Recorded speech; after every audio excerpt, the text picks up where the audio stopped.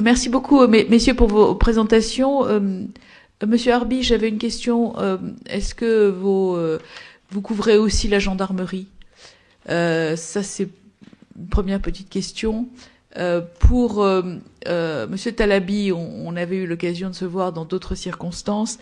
J'aimerais que vous nous disiez de nouveau comment vous pensez pouvoir former les aumôniers, et sachez que votre proposition d'aligner le statut des aumôniers pénitentiaires sur celui des aumôniers militaires avait été proposée. Ça pose évidemment quelques problèmes, mais on avait bien retenu la problématique, et je pense que ce rapport reprendra les propositions que nous avions faites dans un rapport précédent, compte tenu de l'impérieuse nécessité d'avoir un statut pour les aumôniers pénitentiaires, puisque la question se pose. Et puis plus généralement, alors une question pour les trois intervenants. Quelle serait, si vous aviez une seule recommandation à faire pour améliorer à la fois le statut de l'aumônier militaire, pénitentiaire et hospitalier, si vous aviez une seule proposition à faire, quelle serait la plus urgente?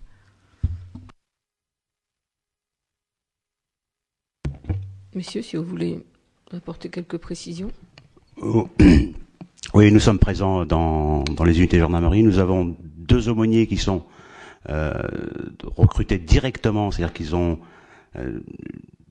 à l'origine, l'aumônerie militaire, on avait différencié, je dirais, les différentes armes. Armée de l'air, armée de terre, marine et gendarmerie. Après, avec le passage de l'interarmisation. Bien évidemment, on couvre tout. Nous avons, alors, pour résumer et être plus clair, nous avons 2 aumôniers qui sont directement soutenus par gendarmerie.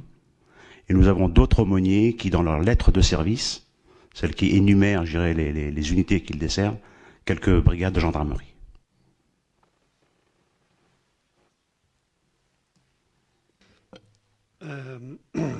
Moi, j'ai appris que pour réussir un projet, il faut 3 conditions sine qua non. N'importe quel projet. Premier, il faut que le projet soit clair, avec un objectif, etc. Deuxième condition, il faut qu'il y ait une équipe avec un chef. Troisième condition aussi importante, il faut les moyens. Et si ce n'est pas les moyens, même si on a la volonté, c'est très difficile. Donc je ne suis pas là ici pour me présenter comme victime, mais tout simplement parce que nous sommes ensemble là pour construire, pour travailler ensemble, main dans la main, pour l'avenir, pour nos enfants.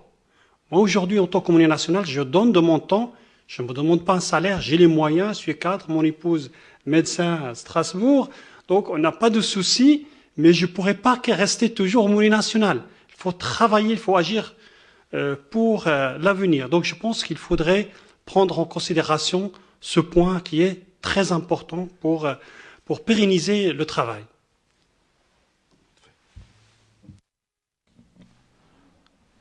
Bon, pour moi, de la question de fidéliser, c'est-à-dire les aumôniers existants déjà. Donc, et ça passe par une couverture sociale et la retraite. Ça, c'est le premier point. Bien sûr, on a besoin de moyens aussi pour les outils de travail.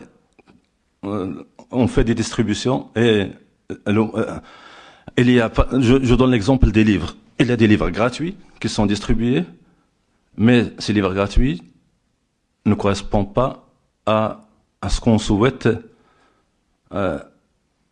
propager comme islam à l'intérieur de la prison.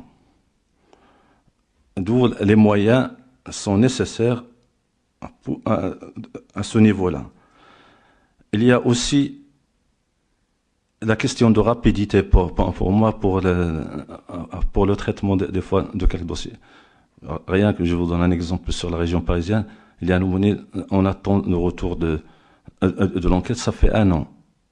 Donc ça c'est quelque chose qui est aussi important et il intervient dans un établissement très important aussi. Donc voilà quelques Oui, merci beaucoup. Je voudrais pas venir au secours de l'aumônier pénitentiaire qui a été beaucoup mis à contribution ce matin. Je voudrais dire que dans le rapport précédent, on a un long chapitre consacré, d'ailleurs j'encourage chaudement le ministre de la Justice à le lire, notamment sur le regroupement des détenus, parce que ça pose quand même beaucoup de problèmes. Je voudrais aussi dire, Madame la Présidente, que la radicalisation en prison a précédé Daesh et de loin, que c'est un problème que notamment Farhad Koskakovar traite depuis plus de 10 ans, et que tout ça a fait cocotte minute, et que maintenant, parce qu'il y a de la radicalisation liée à l'islam extrémiste, on s'en préoccupe, mais que manifestement on a laissé le sujet bien latent, et qu'on a aujourd'hui le résultat d'une politique que beaucoup ont dénoncée depuis très longtemps.